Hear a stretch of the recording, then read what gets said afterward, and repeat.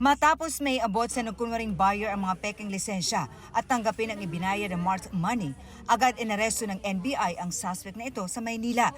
Inoperate ang subject matapos idulog ng Civil Aviation Authority of the Philippines ang umunoy pamemeke ng mga lisensya ng CAAP, kabilang na ang pilot's license at aircraft maintenance technician. Weeks ago, na may lumalabas daw po na gumagawa ng fake license ng CAAP. So we immediately asked assistance from NBI. Ayon sa NBI, 15,000 pesos ang singil ng mga suspect sa mga nagpapagawa ng peking lisensya.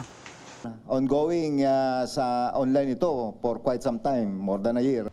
Hindi raw masabi ng CAAP at NBI sa ngayon kung merong kasabwat na CAAP personnel sa operasyon ng grupo na hindi raw basta-basta ayon sa mga otoridad. Iba yung tigagawa, iba yung tigatransact. So, medyo may mga security precautions din na ginagawa itong ating mga subjects. Kaya medyo hindi ito mababaw na transaction lamang, maaaring isang sindikato. So we will dig deeper. Una yung distribution and we will do some forensic examination dun sa ginagawa nitong tao to know the scope and the extent of his operation. Ayon sa CAAP, mabusisi ang proseso ng pag-issue ng mga lisensya, lalo't nakasalalay dito ang aviation safety and security.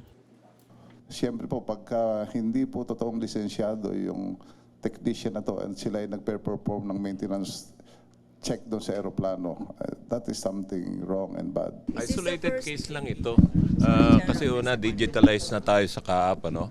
So malaki talaga improvements. And beside, talagang kailangan magpunta sila sa CAAP for validation. Hindi naman itinanggi ng nahuling suspects ang paratang, bagamat sabi niya, fixer lang daw siya. Saan ka kumukuha ng customer? Sa CAAP mismo? Saan? Diyan lang siya ito. Kontak ka po sa CAAP. Patuloy ang investigasyon para matukoy ang mga kasamahan ng suspect.